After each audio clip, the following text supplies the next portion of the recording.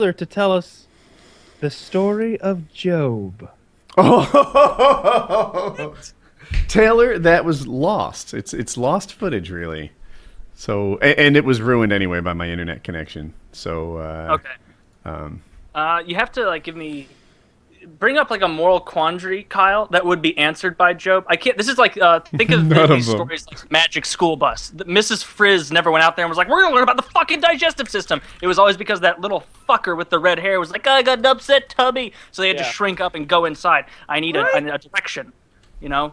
Like, Say I something. guess maybe it would be a good one to tell someone where you need to keep believing and stick in there because it's the right thing to do sometimes. Not maybe like Never maybe if you're give up. describing work ethic. If you're talking about work ethic, maybe like it's not about this, it's not about that. It's about it being the right thing to do, and you just do it because it's there to be done, and it needs doing. I Okay. don't know because the story of Job is awful. It's so Yeah. awful. I was trying to think of just any, like, that's how bad this story is in the Bible. Like, you take any other parable, and you can be like, oh, the fish and the, fucking bread that he fed everybody with. That shows that he gave everybody a bunch of food. It's a good moral. If you got food, give it to people. Help them out. You can even pull something out of that. With Job, you have to sit there and think, like, maybe he was, no, because he gets, no, oh, God damn. So basically, Job, the story of Job is, if you read through the Bible and you've made it to Job and you're still somehow a Christian, like, Job's gonna fucking do you in. Like, you're not gonna. So basically, Job starts out very Game of Thronesy, where everything's being built up. Like, wow, what could go wrong here? Ned's got a handle on this whole thing. So Job was the best guy in the whole world. And God knew this. And everybody on Job's block knew that God thought that Job was the best. So there's a little bit of resentment right there right away. Everybody knows that Job is God's favorite. But he and so earned the it. devil, who apparently can just, quaffly drift into wherever Jesus currently is, Jesus/God, one and the same. That's in later chapters. I didn't mean to spoil it. But Don't forget the Holy Ghost. so yeah, there's another one in there. the Holy God, the Trinity. One and a half. Well, half of one. So Job basically Good blade. living his life, doing the best he can. Satan goes up to God and says, "Hey, that Job guy, he really loves you, but he's got like 12 kids. He's got a dope house. He's got more crops than he needs. He's got a bunch of animals. He only likes you because you gave him all that shit." And God was like, "That's not true. That's horse shit. And I know that's not true because I'm God. Like, I know this. But anyway," God goes, "Okay, I'll indulge you, Satan."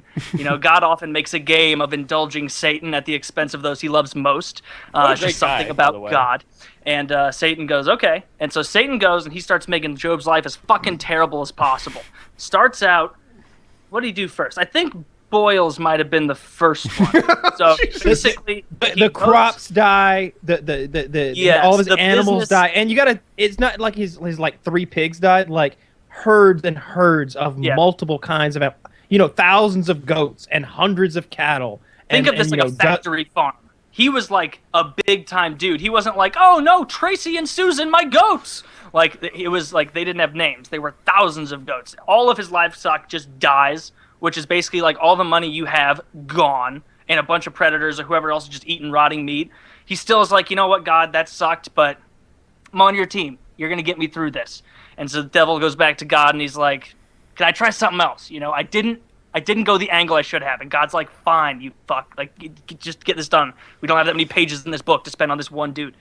And so he goes back, gives Job's entire family boils, pustules all over their body, erupting willy-nilly, just nastiness. They can't sit and eat dinner together.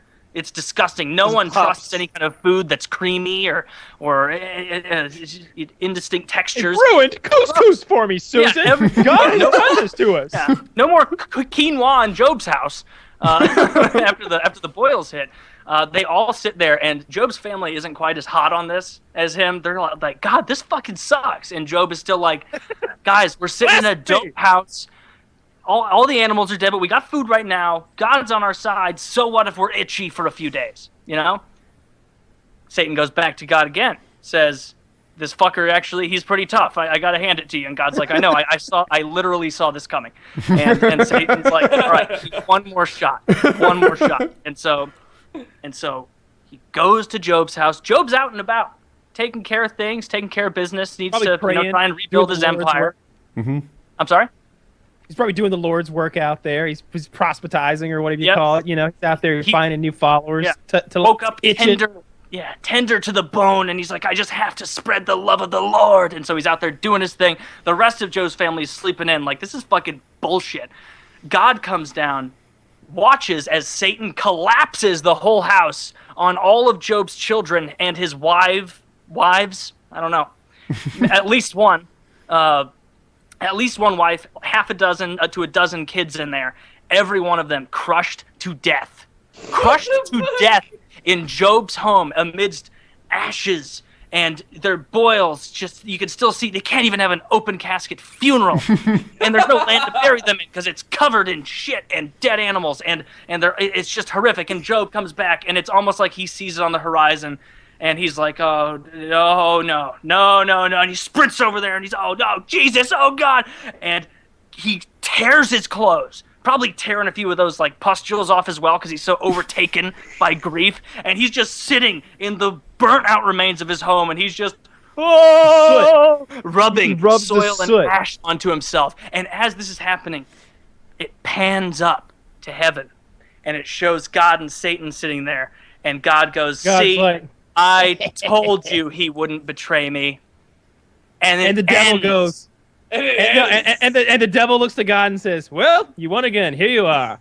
$1. Brewster's Millions. That's it. There's no redemption. There's no redemption at the end. That's like it. At the End of the book. day, God doesn't even step in and tell Job what happened. He didn't even step in and be like, hey, Job, it's been a lot of nonsense. Just to let you know, you were a pawn in my game, and we won, hooray. But really sorry about that. He doesn't even step in. He doesn't even call back and let him know what happened. He just lets him live the rest of his shitty life in squalor. So he did win the bet.